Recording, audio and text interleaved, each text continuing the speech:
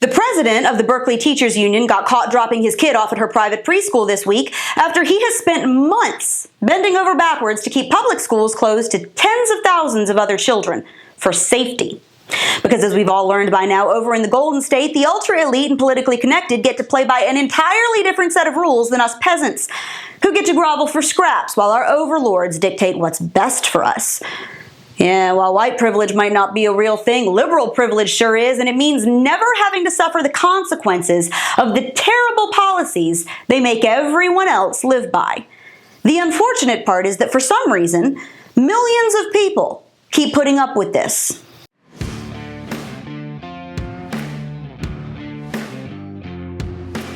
The president of the Berkeley Teachers Union is looking even dumber than usual this week, which is saying something because, anyway, he just got caught dropping his kid off at a local private school after months of advocating for keeping the city's public schools shut down because it's not safe for teachers. Matt Meyer, president of the Berkeley Federation of Teachers, is one of the nut jobs currently keeping tens of thousands of children from an in-person education thanks to his laundry list of ridiculous demands, including making sure every single teacher is fully vaccinated before schools can reopen. Never mind that the CDC says there's no reason to keep kids out of the classroom because, lo and behold, it turns out they don't actually spread the coronavirus. I know, this is shocking new information. Nevertheless, Meyer has led the charge to keep schools closed because teachers weren't vaccinated against a disease that they can't even get from the kids, and because he says the kids, who don't actually spread the disease, wouldn't wear masks to keep from spreading the disease that they can't actually spread, or something. Except wait, here's Meyer just this past week, dropping his own 2-year-old off at her private school. When confronted about it, he said it doesn't matter where he sends his kid because that's a personal choice. Which it is, actually. It's just not one that every Californian leftist wants every parent to be able to make. And so many of you are not even surprised by this hypocrisy anymore. It ticks you off, makes you want to throw your phone across the room, but it doesn't shock you. Unfortunately, millions of Americans are still buying into this crap. You still believe the lie that these politicians, that these city officials, these union guys, that they care about you. That they're only doing this with your best interests in mind. They're protecting you and your kids and all these poor teachers who for some reason are more delicate than my grandma's china. Why?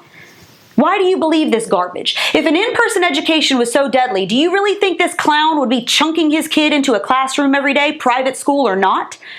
If it was that horrible for teachers and if students were going to start keeling over left, right, and sideways, why is it safe for his kid but not yours? Why does his daughter get to go to school because he can afford to send her to a private academy where she gets socialization and instruction, and while he gets to go freely off to work, while tens of thousands of other students, including low-income kids, stay stuck at home while their grades drop, their mental health suffers, their sports opportunities get wiped off the map, and their parents struggle to take care of them and pay their bills? This is a district that only just recently agreed to reopen classrooms for kids 2nd grade and younger at the end of March. And that's if things go well. Berkeley schools are not even set to fully reopen for all grades until mid-April. Meanwhile, little kids have spent more than a year sitting in front of a computer screen for hours a day, many of them supervised by grandma or older siblings because their parents have to work. Oh, but not the president of the teachers union. His kid gets to go to school because it's rules for thee, but not for me over in Wokeville. So on top of making a fantastic argument in favor of empowering parents to choose where they send their kids to school instead of just shoving them into the train wreck that is our public school system run by these guys, here we have yet again a perfect example of how liberals do not care about you.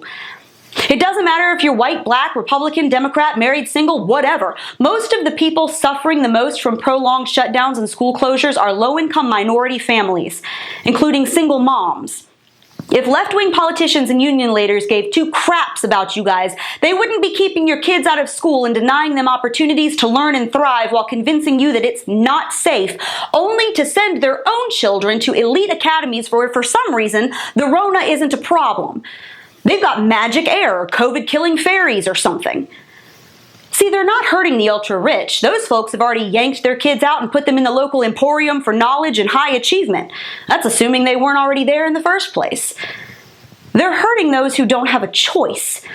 whose families and children were already struggling before all of this and have now been kneecapped beyond repair. They're hurting the same working-class people that they have targeted for years with left-wing policies and liberal bullcrap that never delivers what it promises, because they do not care about you. Liberalism is the governor who shuts down the local pizza joint for safety and bankrupts a family while dining on $350 caviar with his political buddies. It's the congresswoman who forces salons to shut down until she needs a cut and color and demands the doors be opened for her. Liberalism is the millionaire who flies around on a private jet to lecture you about how you shouldn't drive your car to work. All they care about is their power. They will preserve it at any cost, including your children. And they will never suffer the consequences of their own dumpster fire because they live by a whole other set of rules. Enjoy your crumbs, peasants. And that's your Reality Check, America. Make sure you subscribe to our YouTube and Rumble pages, like us on Facebook and Twitter, and stay sane out there.